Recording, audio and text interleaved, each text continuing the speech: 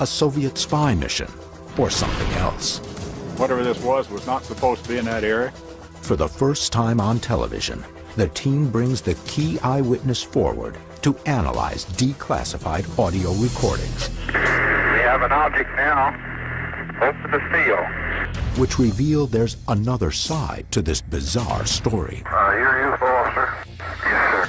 Right there. That's fascinating. They're calling for the UFO officer. Why was there a UFO officer at Edwards Air Force Base? And why did he scramble a jet to intercept these objects? Target on your right, one on your left. He's climbing. Will these tapes and the official radar images from that night finally provide the answer? This is case number 65102, Code Red.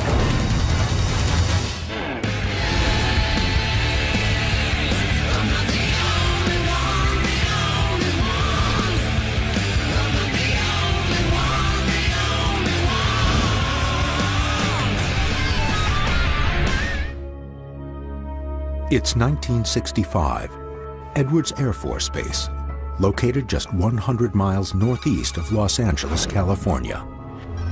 This is the center of the U.S. military's top-secret flight test programs.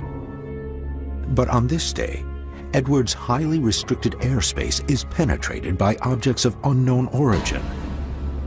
Objects that continue to hover just outside the base for 6 hours. Most UFO sightings are solitary encounters, but this is not a normal sighting. 9 different locations are a part of this astonishing incident. The Edwards Flight Control Tower, where the first visual contact is reported.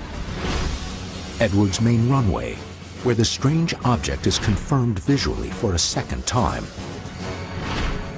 Edwards Radar Approach Control, which reports no aircraft in the area. The Los Angeles Air Defense Sector, which checks its local radar contacts and finds that 4 of their radar installations across Southern California have confirmed radar hits. Boron, Riverside, Victorville, and San Pedro. And finally, an F-106A Delta Dart, which is scrambled in an attempt to engage the objects. Something is happening in Southern California involving 5 military installations, and the entire event was captured on tape. We supposedly are having quite an invasion over here. This was an incredible night. In October 1965, the night the UFOs invaded our airspace. And we're hearing this firsthand with the guy who was actually in the tower that night narrating it. This is unbelievable evidence. The incident is first reported by an air traffic controller in the Edwards Flight Control Tower, Technical Sergeant Chuck Sorrells. I saw a real bright object, large, out to the east of the field, and it sat there for a long period of time. In a rare television appearance, former Sergeant Chuck Sorrells, the Edwards Air Force Base tower controller from that night, has come forward to discuss the event and, for the first time ever, analyze the actual audio recordings from October 7th, 1965. I can make out red and white, flashing lights. Sorrells is responsible for all of the air traffic in and around Edwards from within the control tower. He has 12 years of experience in directing all types of military aircraft, and he is aware of most, if not all, of the different models at Edwards Air Force Base. But he is about to witness something that he has never seen before, and he can't explain. It's happened about 1:30 in the morning. First I saw a real bright object. I got a couple other people down to base operations, the weatherman, 2 or 3 other people there on the base that would be on duty that night. They come out and take a look at it, and yeah, they were seeing the same thing I was seeing. We have an object now over the field. He is right over the field, right over Edwards, moving southward.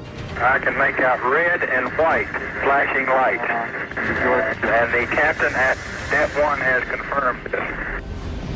It was too low to be star or anything like that. It was less than 5,000 feet. And this went on for quite some time. According to him, the object is light green with a pulsating red light at its base, and the object is both large and bright. 3 more of these objects show up, and they're smaller, about half of the size of the original one. And they stayed together. They were like in a formation, or at least close together, like in a V. They went down pretty much to the south of the base. At some point there's 3 more appeared. These 3 are like independent flyers. They fly north, south, east, west, and all that. This goes on from like 1:30 or so when I spotted the first one, someone up till daylight and started getting light.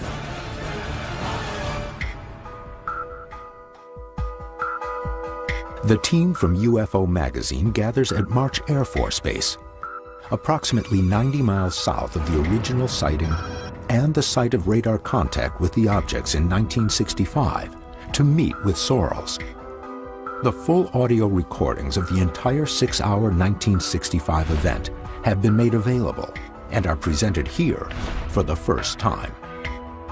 Pat, Chuck, Bill Scott, Ted Eckworth, and I are going over to review the audio cassettes of the transmissions that night, and then afterwards, you and Chuck and Jeff are going to go over the radar and the maps. Excellent. So let's go. Sounds good to me. Let's get to it. Edwards Air Force Base, 1965. A number of objects are sighted coming near the base. The entire event is recorded in tower conversations from Chuck Sorrells. These transmissions were formerly classified and thought lost. Now they may be able to piece together one of the most incredible cases of a UFO encounter ever recorded. The team is joined by former U.S. Air Force flight test engineer Bill Scott to help analyze the now declassified audio recordings. These are the actual transmissions, the communications between the defense sector going on that night while the UFOs were in the air over Edwards. This is an incredible audio. That's correct. And these were recorded from the Los Angeles Air Defense Sector. The team cues up the transmissions, taking them back to October 7th, 1965. Look to the north of us, there's one coming pretty fast. And he's coming from north to south. North to south at this time from Edwards? Right, he's blinking red. I have another red light and green light combination in sight, moving very rapidly over the field this time. I'm going to check with my RAPCON to see if they have any movement in that area. Sorrells in the tower calls RAPCON, the radar approach control, to check if they see anything. Say, have you all had any reports of unknown flying objects over there? We supposedly are having quite an invasion over here. At this point, RAPCON has no aircraft in their area, but reports of these mysterious objects continue to come in to the tower at Edwards. Would you do us a favor? We're looking for about 7 UFOs. We're not positive. This is coming from Edwards and George. Out on here, there are about 7 of them. They're red, white, and green flashing lights. They have been sighted visually. We wonder if you're painting them. We're trying to get a cross-section here. The objects are confirmed by 5 independent military radar installations, but identifying these objects won't be so easy. I watched it look at through the glasses, and at first appearance it looked just like a star. Yeah. And then it started, it was white and green. It's flashing white and green, similar to what aircraft anti-collision lights would do. But at this point, you believe these are not aircraft collision lights? Oh, I know they're not. Planes have anti-collision lights on the wingtips, top and bottom of the fuselage, and vertical tail fin. From the cockpit view, they are green on the right and red on the left. The colors let other pilots know if the aircraft is approaching them or going away. I know it wasn't an aircraft. I know it wasn't a helicopter. I know it wasn't a balloon. I know it wasn't a star. I know it wasn't any test aircraft that I knew of at the time, and we had plenty of test aircraft at Edwards. While it is possible that the lights seen that night could have been top-secret tests of a new craft, Sorrells discounts that theory. They would have had to have notified me if they were going to fly anything in my control zone so that I could keep other aircraft away from it, if for no other reason, just for safety reasons. So even if this was a mysterious test, Chuck would have had to have known. Sorrells mentioned several secret programs at Edwards during this period. If it was at Edwards, it was most likely secret. We tested all the new aircraft that come through Edwards for testing. The SR-71, the Blackbird, was in testing at that time. The B-70 was there at that time. Even if it was a highly classified aircraft, they definitely wouldn't have done it in that area without notifying the controllers on duty. It's not that they would tell the tower nothing, they would just tell the tower there was something going on. There's no way they would operate in that zone without Chuck knowing about it. The tower at Edwards and multiple other military radar sites confirm several objects are invading the airspace over Edwards Air Force Base. He's climbing. Much higher, rising rapidly. It looks like it's right above. Right. So many unidentified contacts at the height of the Cold War, when a Soviet missile attack was a very real fear. The decision to launch intercept aircraft would surely come soon. But on the tape, the authority to launch an investigatory flight seemed to be in the hands of an officer with a most unusual title. All of the bases had a UFO officer. You're a UFO officer? Yes, sir. Use caution. The team is reconstructing the incident above Edwards Air Force Base that occurred on October 7th, 1965. Starting at 1:30 a.m., an object with strange pulsating lights is hovering near the base's rocket test site. And 6 smaller objects have joined it. 3 moving in formation to the south, and another 3 moving about the base freely. 5 Southern California military radar stations capture the event. I'm getting some reports for Edwards Tower, Victorville Tower, and several radar sites about the UFOs. The team not only has the key eyewitness to the event, the base's senior air traffic controller, Chuck Sorrells, but now, for the first time on television, the previously classified complete audio tapes from that night's radio and telephone communications. I have another red light and green light combination in sight, moving very rapidly. On that evening, after making repeated visual contact for over an hour, Sorrells gets on the phone to LADS, the Los Angeles Air Defense Sector. He discovers that they are now also in radar contact with the objects. ASO LADS here. Say, have you all had any reports of unknown flying objects over there? The people at LADS got involved. They were in charge of the air defense of the area. They was getting radar paints on it, and I had a visual on it. George Tower had a visual on it. There were several people on the ground on the Edwards that had visuals on it. Through the period of talking back and forth with LADS, we decided to scramble an aircraft. At 2 a.m., Edwards alert pilot Captain Darrell Clark is notified of the incursion. He goes outside next to runway aircraft with a radio and binoculars to get a clear view. He makes visual contact. This is his voice when he gets on the radio and reports what he is seeing. I got a good look at it with the binoculars. It looks like a fairly low altitude. 2 trained military men, one an air traffic controller, the other an experienced pilot. Both believe these are not typical aircraft.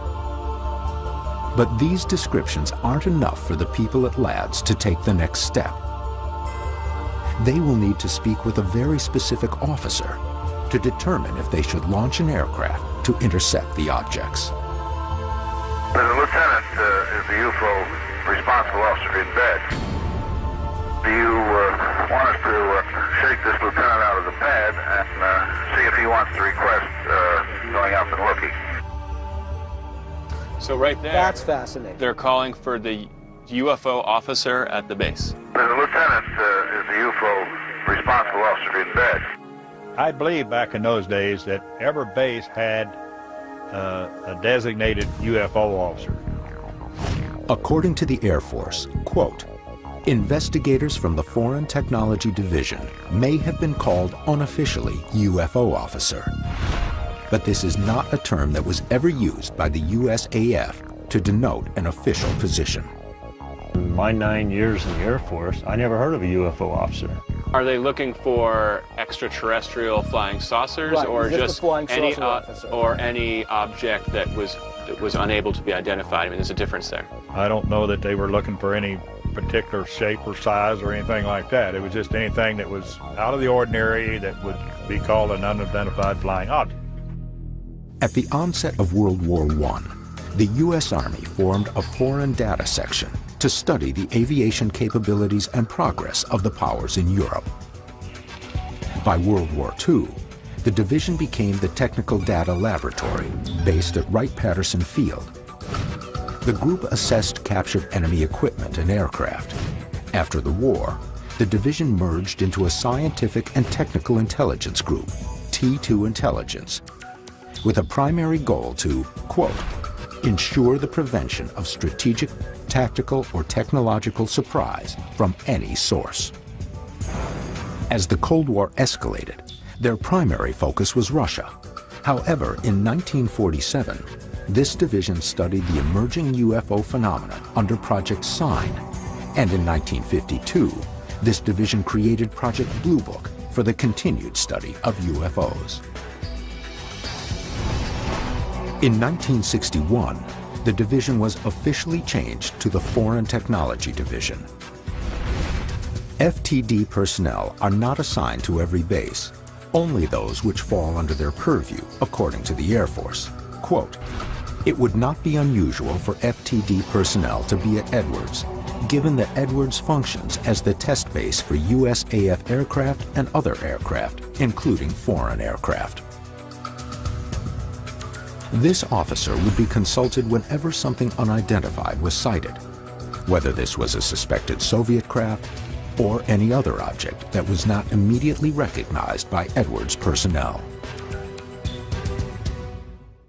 Objects that can't be identified, you don't know what they are, have penetrated airspace over Edwards Air Force Base and have gotten close to the runways.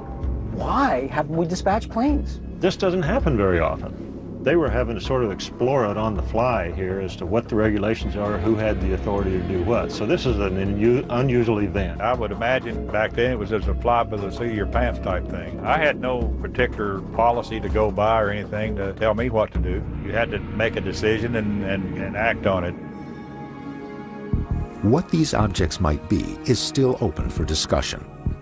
But with no protocol in place and the objects seeming to pose no immediate threat, it's determined that no further action can take place until the UFO officer contacts the tower. They are scrambling their UFO officer out of the pad and see if he wants to request space ops going up and looking.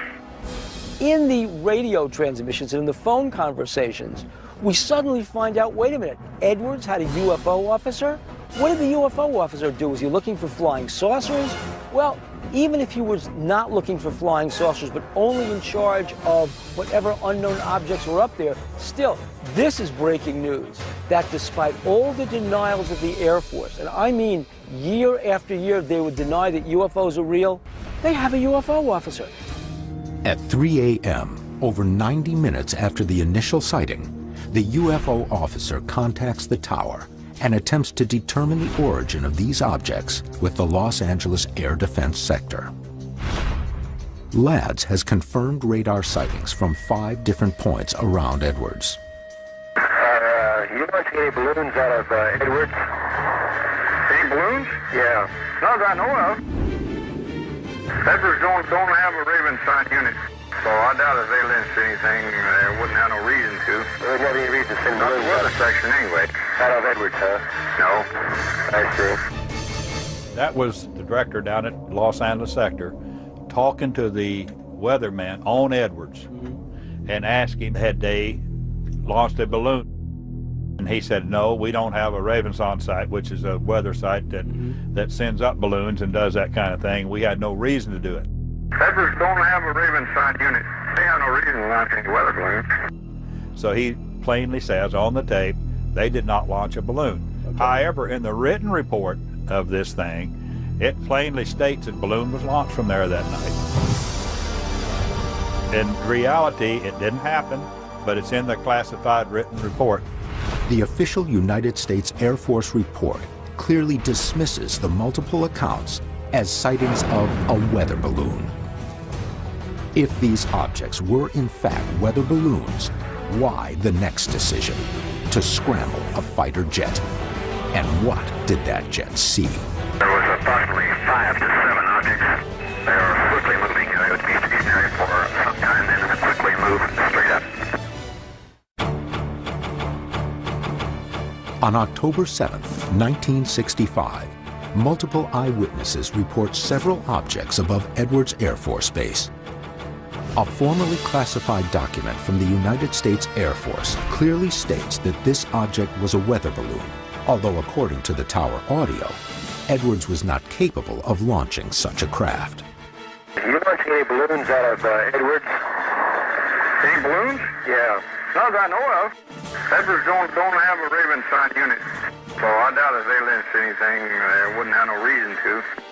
But the UFO officer who has recently contacted the tower is looking for a more rational explanation and continues to pursue the weather balloon theory. It's very hard for a balloon to go from north to south at a low altitude when I report the wind is out of the west at 2 knots. If the wind is out of the west and one of them was going north to south and then turned west, it'd be very difficult for a balloon to turn into the wind. So what we're saying here is they don't have the flight characteristics of a balloon. There's a report that no balloons were launched that night, and yet in the classified report, there's a report of a balloon that's being launched. In fact, according to the report, the objects are described as weather balloons 3 times, despite all the evidence to the contrary. And these kinds of weather balloons that they were looking for, are they typically lit? No. Do they have marking lights? No. The only other explanation offered by the UFO officer is that this object could have been a man-made aircraft, contradicting what is reported by Sorrells and the alert pilot on the runway, Darrell Clark. Sorrells makes his opinion known. The UFO officer saw this. He thinks it's an airplane. I do not. The UFO officer said it looked like an airplane to him. He is not a trained pilot. He is not a trained anything other than he was a UFO officer assigned to. I don't know what his normal duty was. But here you got an air traffic controller that says it's not an airplane. You got an alert pilot standing on the ground that says it's not an airplane.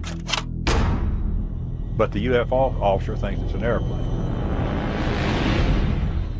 Now, Bill, do you think that part of the UFO's officer's job is to say things are airplanes? Remember, the Air Force was in the UFO business, the flying saucer business, in 1965. They didn't get at it until 1969. So do you think part of that person's job was to discount these things and not pass along stuff to Blue Book? I think that's speculation, Bill. I'm with Chuck that the guy was not trained. He had probably no aviation-related duties whatsoever. And all he knew about airplanes was that they had a red light, a green light, and a white light. Mm-hmm. And he said, looks like an airplane to me. There was no conspiracy, it was just flat inexperience, and he didn't know what he was talking about. Whether the object is an airplane or something else, the consensus in 1965 is that they need to get a closer look at whatever is hovering in restricted airspace. But the only live planes at Edwards are armed with nuclear weapons, which require high-level authorization to launch. These alert birds are specifically designated to protect the U.S. from an incoming attack. They are armed with nuclear weapons in the event that an immediate strike or counterstrike is necessary. To launch one of these nuclear-armed F-106s over U.S. airspace is far too risky without knowing anything further about these objects. You can't use one of your alert birds. But do you have another 106? Oh, that's all we have. That's all you have. That's what we have at the 6 on alert. I suppose by this time it's getting on toward 4 o'clock in the morning. I imagine that it's been going on for 2.5, 3 hours by this time. But because the time the bird got up and got in position and tried to make a run on it, the things had risen in altitude, they had moved in their position, they weren't near as visible as they once were. Do you think that somebody was holding it back, or do you think this was normal procedure? Oh, this would be normal procedure because they didn't have a bird that was not armed, and they didn't have a pilot to fly it. We had one on greater than 1 hour, but I believe that's just because we don't have a pilot here for it. We'd have to have an authentication on the scramble with the weapon board. They couldn't take the alert guy in case he had to go with the alert bird. So they had to get an additional pilot that wasn't even on duty at the time. They had to go rack somebody out of the bed to get him down there to fly the airplane. Listen, this bird is taking off. It's not a hot bird. No, he's not loading. When the go-ahead to launch a plane to intercept is finally given, the turnaround time is significant, as it is after 3 a.m., and the pilot and ground crew have to be awoken to get the bird in the air. They were geared to look out, to look for Russian airplanes coming in from the water, basically. This is inside our own airspace, so procedures really aren't laid out there. As the bird gets up into the air, both Lads and Sorrells guide the pilot to get closer to the objects. But there's a problem. By this time, they have started to move away from the base. He went up to take a look at it, and they run radar intercept on it, and they were having a hard time getting him, in the area. At one point, I was directing the aircraft. I would line him up with the runway, give him a heading. Have him come right down the runway. Operator 01, starboard 040. At one point, they run him through as high as 40,000 feet.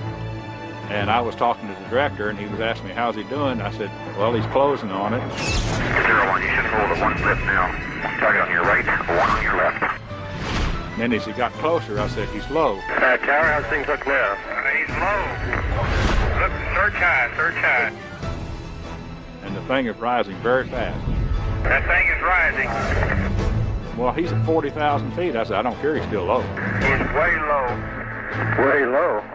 We're at 40,000 feet. Still low. But as the pilot gets closer, the objects get further and further away until they finally disappear, out of visual contact and out of radar contact. He has moved now to approximately 145 degrees, estimated 40 miles, and very, very high now. It is almost invisible now. What is your estimate of this? I think it was an unusual incident for all professionals involved. The only unprofessional I heard in there was the UFO officer. He's the only one that thought it was an airplane. The declassified tapes are just the beginning. The alert pilot, Captain Clark, who never spoke of this incident beyond that night and could never know it would be investigated in the future, would eventually write a letter to his wife elaborating on what he saw that night in October. Captain Clark? Yes. What do you think of it? Well, I'll tell you, when I first saw the thing, it was approaching the base from the north. All I could see was the pulsating, not rotating, light. I got a good look at it with the binoculars. It seems to be pushing a little cloud in front of it. The team has just heard declassified recordings of an incident above Edwards Air Force Base on October 7th, 1965. This is the tower in Edwards. We have an object now moving southward. Chuck Sorrells, the senior air traffic controller at the base that evening, has shed new light on the strange objects that were found hovering for almost 6 hours in restricted airspace. But Sorrells and the recordings are not the only sources for the story behind what the Air Force refers to as the incident. Captain Darrell Clark was the alert pilot at Edwards Air Force Base that evening. It looked like a fairly low altitude, probably 10,000 feet. His voice is on the audio tapes. It turned a little bit more westerly and gained a tremendous amount of altitude. After decades of silence, Clark feels compelled to document his experience from that fateful night in a letter to his wife. The important thing about this letter is that Captain Darrell Clark was the senior ranking officer on duty, and his account corroborates Chuck Sorrell's account. Both men kept this a secret for as long as they could. Obviously, this incident had played on his mind for decades before he decided to share the secret with someone.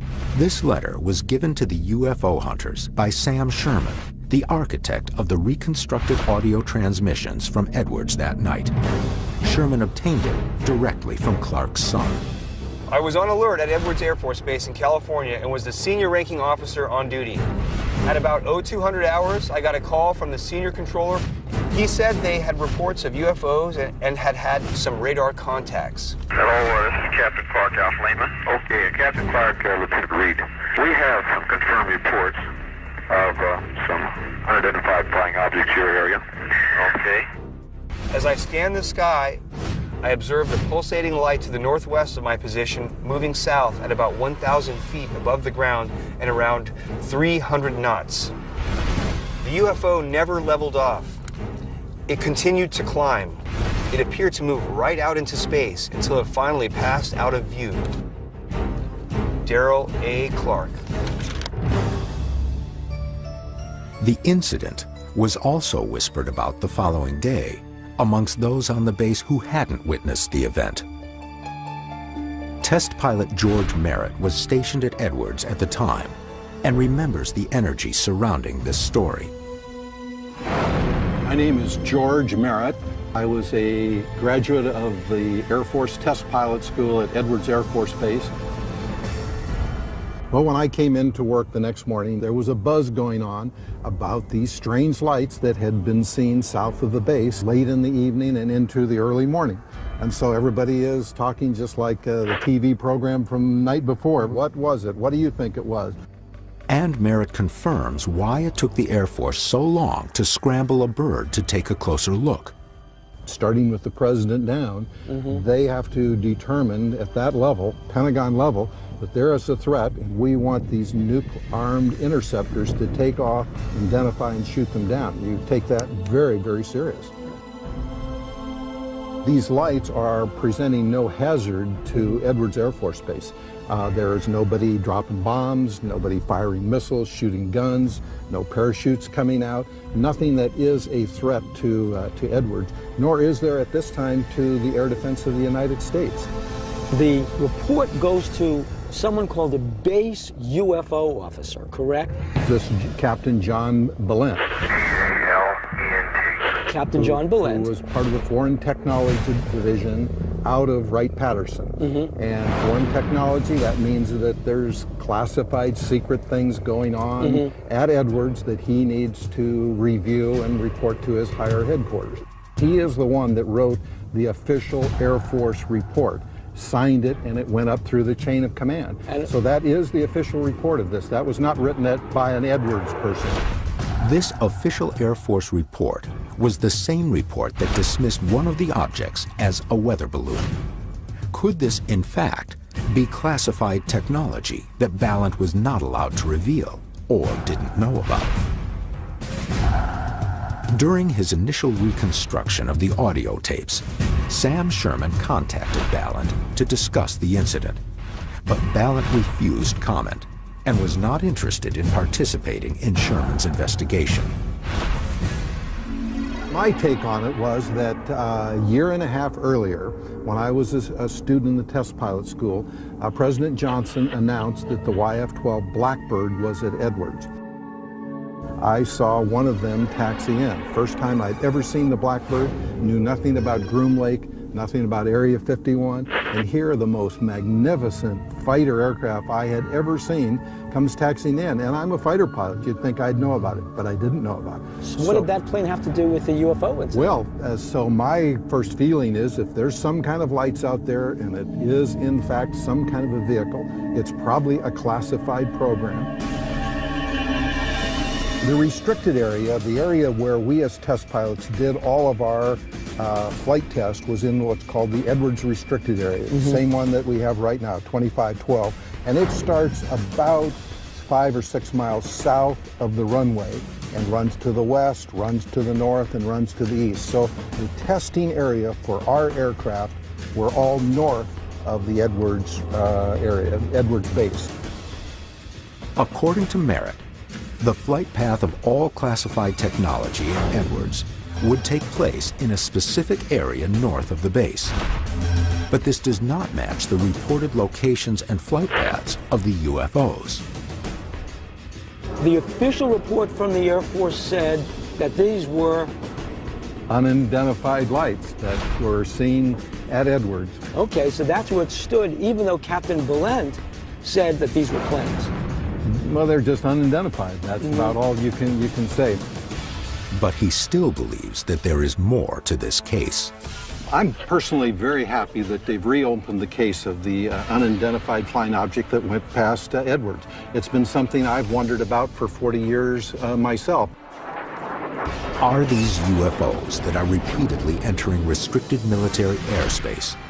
And what did Chuck Sorrells, Darrell Clark, and the LADS radar stations actually make contact with on October 7th, 1965? We're looking for about 7 UFOs here. The team examines the final piece of the Edwards puzzle, the radar readings from the Los Angeles Air Defense Sector. It looks like multiple targets there. With eyewitnesses, declassified recordings, and handwritten, never-before-seen testimony, the team has uncovered a mountain of evidence regarding the night of October 7th, 1965, at Edwards Air Force Base. I'm getting some reports for Edwards Tower, Victorville Tower, and several radar sites about the UFOs. Their final step is to authenticate the official radar images from the San Pedro radar station that evening, images that the official report later discount as anomalous weather propagation. This phenomenon is caused by a temperature inversion. The Earth's atmosphere usually cools as elevation rises, but an inversion can sometimes occur, where the temperature either does not cool or, in some extreme cases, gets warmer with height. When this occurs, this warmer layer acts like a lid, which can lead to haze or pollution being trapped beneath this layer, resulting in false radar hits. Edwards is observing them from the ground. 2 towers observing them, and we're calculating height and radar, and we have a track on them. Radar analyst John Kirk is assisting the team in authenticating the radar and discussing theories on what else these objects might have been. I'm about to meet a radar systems engineer, John Kirk, who has radar experience from the military and has worked with radar for over 50 years. My name is John Kirk. I'm a radar systems engineer. These are the actual images from the radar displays at Fort MacArthur, taken in San Pedro during that evening in 1965. The images were taken at intervals, creating a visual timeline that tracks the object's movement throughout the entire incident. They're moving slowly and climbing slowly, and they have been confirmed on radar. You look at the images and they're pretty standard. I mean, this is a display. These are just markers on it. So what this tells me is that this radar was looking, it did pick up some moving targets. It did put some information on them. On the actual radar image, these areas are identified by Kirk as moving targets. So we got multiple targets here. Looks like there's multiple targets, and as you cycle through some of these things, you'll see the pictures changing. It looks like there's maybe 1, 2, 3. My guess is there's about 4, 5, 6 targets.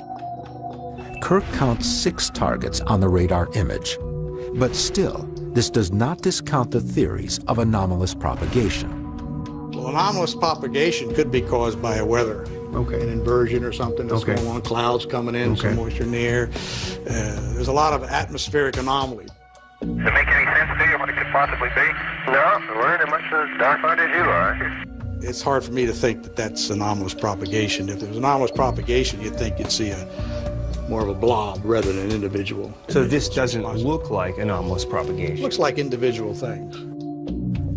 According to Kirk, anomalous propagation would appear as a blob, while these images appear to be independent targets. It looks like targets.